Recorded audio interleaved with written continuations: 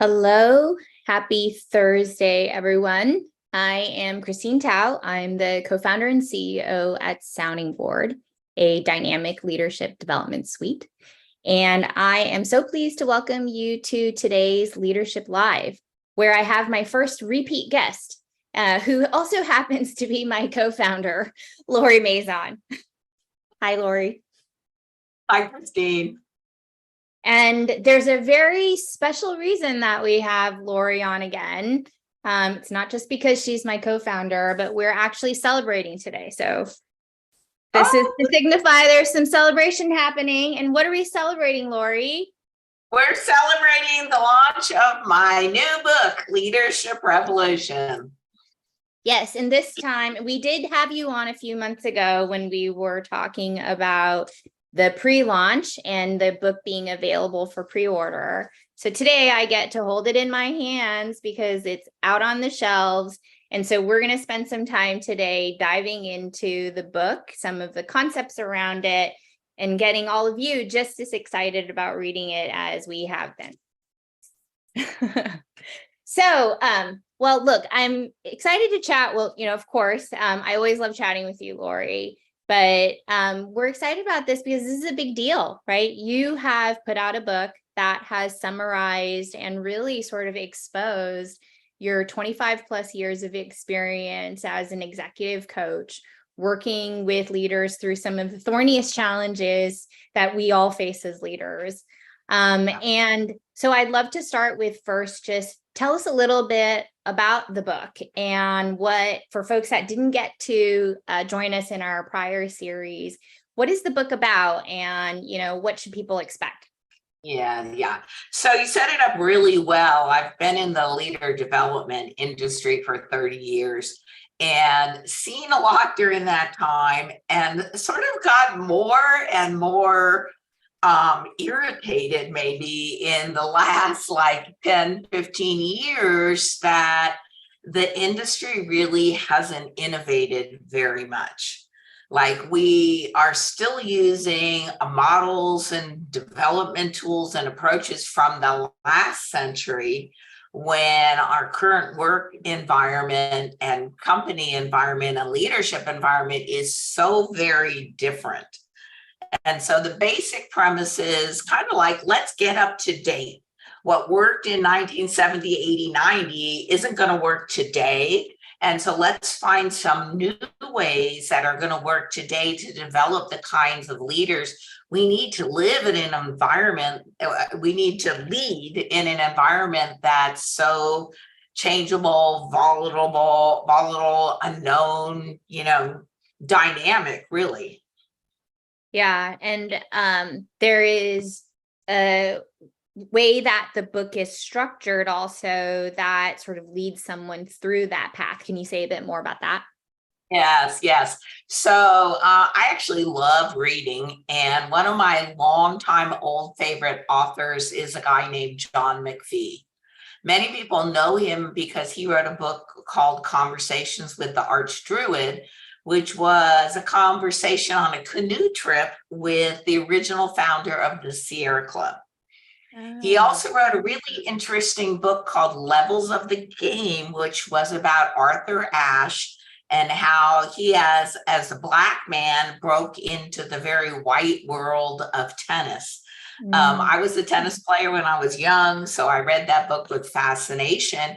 And what he did in that book is it was a tennis match. So he used the frame of a tennis match and then gave all the history of the industry and Arthur Ashe through the frame of the tennis match.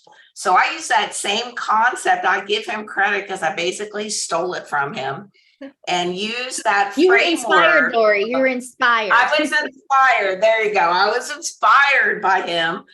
He's clearly, a well-known author. So, standing on the shoulders of giants. And so I created the book in the framework of a coaching engagement.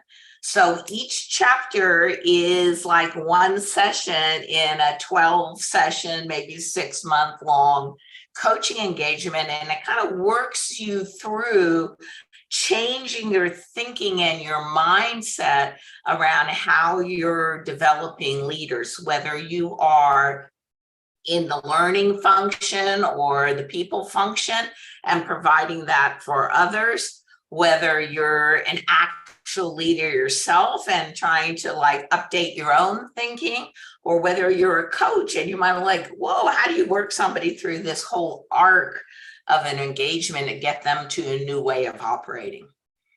Well, that's actually something I really appreciated about it. I'm not a coach myself. Certainly, I've been coached and have been able to also observe lots of coaching in action through our work at Sounding Board. But it really felt like it demystified what coaching is from a personal standpoint. As a leader that might just be curious about, like, what is it like to work with a coach and what should I expect? To what you said, folks that are working with others, trying to coach others, they get a lot from it as well, being able to almost observe, oh, this is how somebody who's been an expert in the industry has done this and has done this very successfully. And then I think you do a great job also of just pulling in broader concepts around leadership and philosophies and things that have influenced what you bring into an engagement, that are either thinking you want to shift or thinking you want to introduce. So yeah. So what's neat is it was really fun to write because each chapter starts with a small little conversation that a coach and a client, or the leader might be having, and it gives you like a little flavor of what the conversation's going to be about. And then what I did, and it's the same way we do at Sounding Board, we use real life issues to start to help people to think differently about what's happening. So each chapter actually has some real life issues in there that are addressed. It's not so much ever that I'm saying you should do this, but I'm talking about concepts so that it's like, hey, you could think about it this way, or you could think about it this way, or here's a non-standard way to think about it. And the idea is to prompt your individual thinking as a leader, as a learning person, as a coach, to create your own perception and mental framework on what you're doing. Yeah. Well, I loved it. Of course, I loved being coached by you. So now I'm excited other people get a chance to get a little peek behind the window of why that was so impactful. Well, I'll tell you, Christine, you love being coached by me now. At the time of the coaching, I don't know if you might have said the same thing, because changing your mindset and changing like habitual approaches that you use for a long time is actually not that comfortable. And, I don't know, think back to the actual experience. I know you knew it was valuable, but you might have been like, really, do I have to do this? Actually, I love that you brought that up. So we're going off script now, folks. And I get a little cameo in the book because I wrote the foreword, right? And you're right. Thank you very much. I actually did state that because people would think, looking at me, founded a company to bring this type of development to people, that I must be like number one proponent of this. And it's very true that actually I fought the process really hard when we first started to work together. I remember I'd ask everything from how frequently do we have to meet? Do we have to meet, cancel sessions? And I think it's do I really have to talk about this? Right. So we're exposing all of it, all of the things now. But what I would say is, to me, I think that's a testament to the power of this type of development and relationship, that even someone as skeptical and maybe sort of stuck in how I was thinking about what I need to do for my growth could come all the way around to not only embracing it, but, now running a company that is trying to bring this model to many, many more people. Yeah, exactly. And it's not just you, Christine, it's all of us. Like Yeah. we're committed to the things that have been successful for us in the. Why do we still use leadership models from 1980? Because it worked before. Yeah. And it's a big risk to try new things, to think differently, to be the only one in your organization that's thinking a different way. That's a huge risk. But that also has a huge payoff, especially for leaders. Like that's what leadership is. It's not just doing what worked before, right? It's paving a new pathway. Like our highest level leaders at Sounding Board, we call them trailblazers because it really is about blazing a new trail, not going down the same trail that you already went down 10 times that worked, in 1990 or whenever, right? Yeah. And I think that's a really good sort of bridge into my next question, because a lot of the concepts I think you bring are particularly relevant in today's business environment where things are changing rapidly, and we literally cannot do what we did before because we are already seeing that many of those approaches, thinking, tactics, and strategies are no longer relevant or don't work. And so is there anything you can share about how the concepts explored in the book, really are relevant to the time and place that a lot of us in the modern workforce are facing now? Yeah, I mean, I pretty much can come out of my own context just because I've been in the industry so long. Like the environment in the last century was just very different. I mean, people always laugh when I say this, but I only had email for like half of my career. And people are always like, how did you even function without email? Well, we still did business before email, but look, just the change in technology over the last 20, 30 years has been dramatic. And you add, AI situations now, it's only going to advance even more rapidly. So just that's a big change. And then you just look at the workforce. When I started, you got a job at a company and you stayed there your whole career. And if you changed more than like one time, you were considered a job hopper and not a good hire. Yeah. Now it's the opposite. We're actually when we hire people, we're like, oh, you only had a job at one company? That's not enough experience, right? So it's like really 180 degrees from what it used to be. And then you look at things like diversity, remote work, the number of generations in the workforce, how long you have to develop leaders. You used to have 20 years. Now you have maybe 4.5 if you're lucky. Yeah. All of that's changed so dramatically. So my idea is like, let's rethink how we're doing this. Let's make it more personalized. Let's make it more individualized. Let's make it more accelerated so that that development actually services not only the individuals, but the organizations that they work for. Yeah. And I think the accelerated piece is important because, as we know, the business environment has accelerated, right? Whether it's the pace of the technology change, expectations and growth for the companies that, are within a venture ecosystem or even others, but just that there is this very deep business need for acceleration of leaders, and in an environment that's changing. Anything else you want to say about that, or any reactions to that? I think the acceleration is one of the basic premises, right? Yeah. You just don't have so long to develop people, and yet the needs are probably more demanding, more complex than they were in the past. So you need to hire more exceptional leaders now, and yet a lot less time to develop them in. Well, I do think one of the concepts you talk about in being able to accelerate that is to actually look at shifting mindsets versus just to focus on behavior, right? Yeah. So is there anything you can share about how shifting mindsets can help accelerate up-level leaders versus just thinking about behavior, we hear this word a lot, behavior change.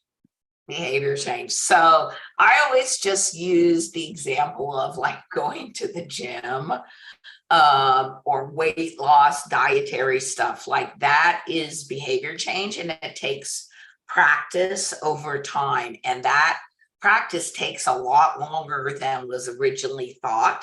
And it's also really easy to fall off from that. And we know that because in January, a zillion people sign up for the gym, and in March, the gym's empty.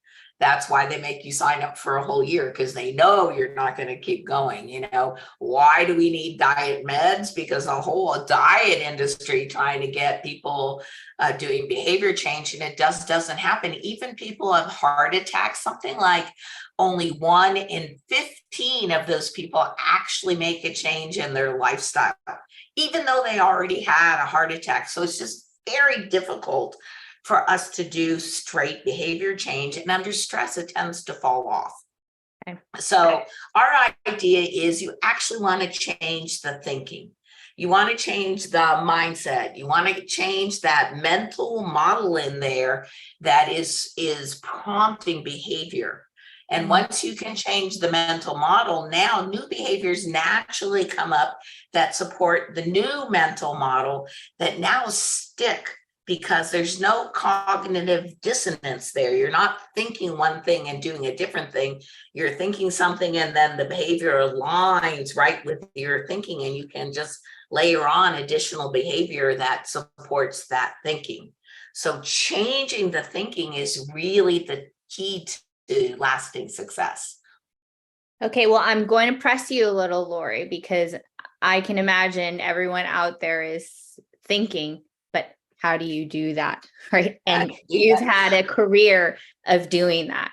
So yeah, don't give all your tricks away, but give us enough that the rest of us that aren't professional coaches can take a little something back when we're faced with a situation where we feel like, oh, I really would love to shift somebody's mindset or even my own around something that they're facing. Yeah. So I'll start by giving an example. And I think it's the example a lot of people will resonate with, which is around delegation. Okay. Like when you're moving people from individual contributor to a manager role, or even from a manager role to a senior leader role, delegation becomes an issue. And the mindset can be something like, I can do it faster than them, so I'll just do it and get it done. I can do it better than them, so it'll just be better, for the outcome if I just do it.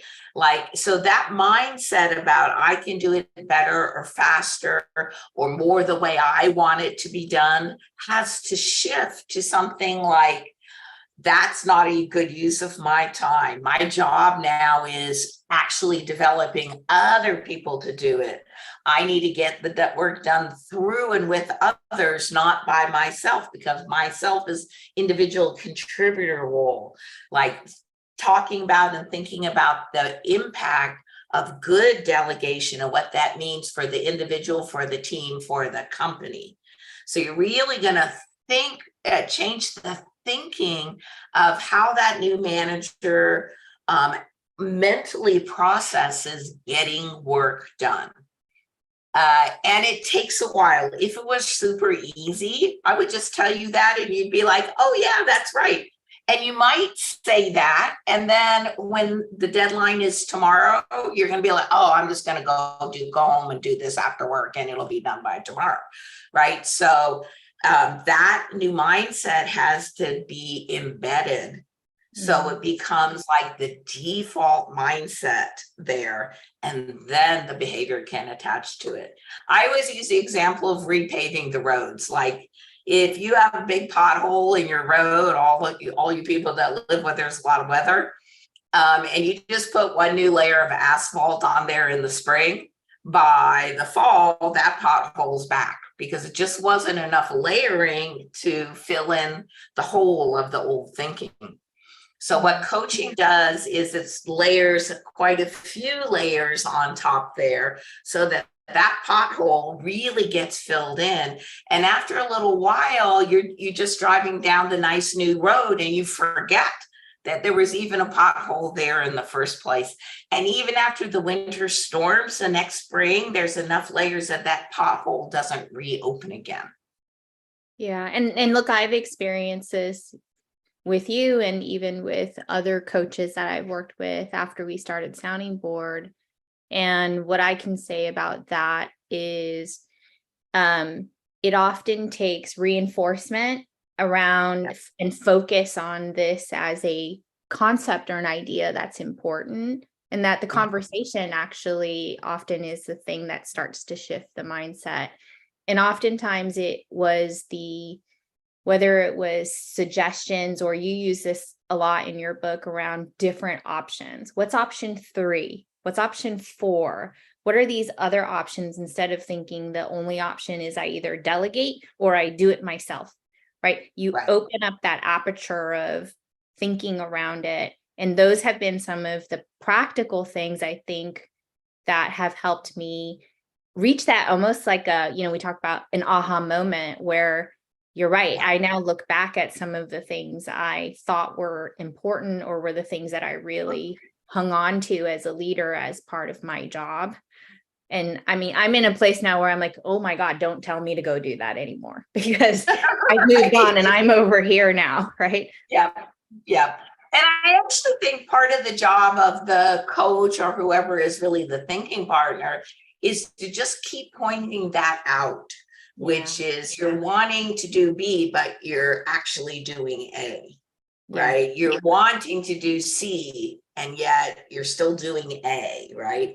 And then trying to name that pathway down to the next place, often in an incremental way, which is easier than to take the steps to get there. Incremental, but still much more accelerated than me going it on my own, or a much more standardized approach. Because what happens is the context or the situation in front of me usually drives urgency around the thinking shifts and 100%. Right. And when you're going alone, you don't realize that you fell off the pathway. You go over to this other lane over here, and there's nobody to say, hey, you're not on the right road anymore. So the coach's job is to kind of be walking with you and be like, no, stay in the middle of this path. Don't go over there in the gutter. Right. You were doing really well. Come back. Right. Yes, exactly. Love it. Okay. So sort of switching in gears, because we're talking about mindset, tell us a little bit, did writing the book change your own mindset about leadership in any way? Like, how did this process of putting forth all of these ideas and learnings for you either elevate, shift, or change your own thinking about leadership and mindset? Oh, great question. I feel like after all that time, I had a lot of like disparate points of light, all over the place. And what the book did was bring them together for me in a more consolidated way. So even like one of the things you do in coaching is you just look for patterns that are happening that are not serving you well, and patterns that are happening that are serving you well. So I felt like the book helped me understand what the patterns are of both this kind of development, the change in thinking that needs to happen, and really even the impact that can happen as a result of that. And before writing the book, at the beginning, I was like, how am I gonna get this into something that makes sense to others? I really didn't think I could do it. But it was kind of funny, because using the structure of a coaching engagement actually gave me the same kind of art to put those ideas together to make sense in the end in kind of a smooth way. So I almost felt like the book was coaching me around my thinking. It almost like did it to me while I was writing it. Very meta. Okay. Well, we also asked a few of our employees and our staff at Sounding Board, because they've been so excited about the fact that you're putting out a book to really share with the world all of your learnings and insights. And we asked them for questions they want to ask you. And so one of the questions that was posed was like, as someone that's reading this book, and because it follows this arc of a coaching engagement, how should they read the book, or how do they interact and use it to get the most out of it so that they can actually put that into action themselves? Oh, we have such a great group of conscientious employees. It's like not a surprising question. So I would say to use the book almost the same way, like a thinking partner for yourself. So a coach can be a thinking partner for you, and this book can be a thinking partner for you as well. So there's kind of an outcome really for each chapter, each coaching session.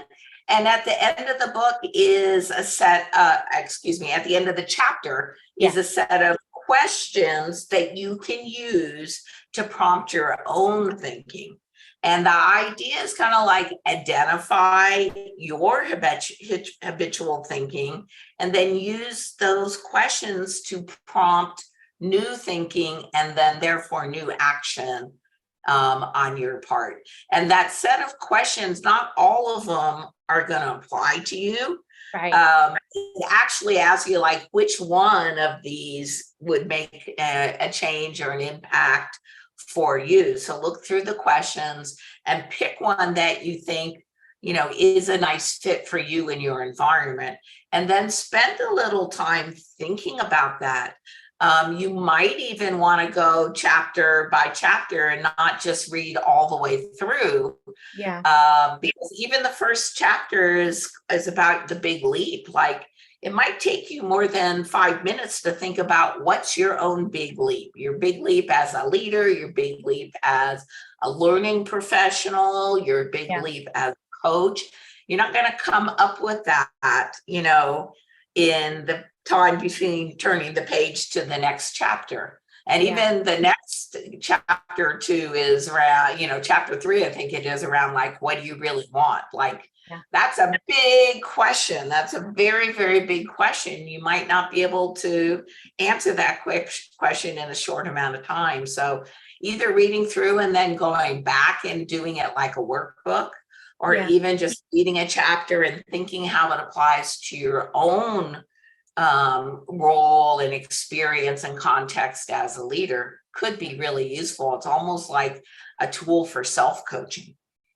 Yeah, I mean, it really is a little taste, I think, of what it's like to go through the development of working with a coach. And we know not everybody may have access to someone like you. And so I do feel like it is something where if you go back, there might be one chapter that then becomes very applicable if you have something in front of you where looking at those questions could help stir some of your thinking. So I think that's great advice. Well, Lori, we have one more minute for our series today. Any last parting thoughts for folks on this call? Also, we are going to drop in a link to Lori's book so you can order it. We've been doing these amazing talks as well. If you'd want Lori to come and engage with more folks around your team around these concepts, there's lots of different and fun perks that we're giving for folks that order and make a big purchase or bulk orders of the book. So we'll drop that in the link. But any last parting thoughts? I would just say I would encourage you as a reader to uncover your habitual thinking and then just look for ways to think in new, innovative, dynamic ways that are keeping you current to all of the changes that are going on in your environment. Okay. Well, thank you, Lori. Thank you for sharing a bit more about leadership revolution and how to develop dynamic leaders. I hope all of you have a great day, and thanks again, Lori. Thanks, Christine. So fun. Okay, bye.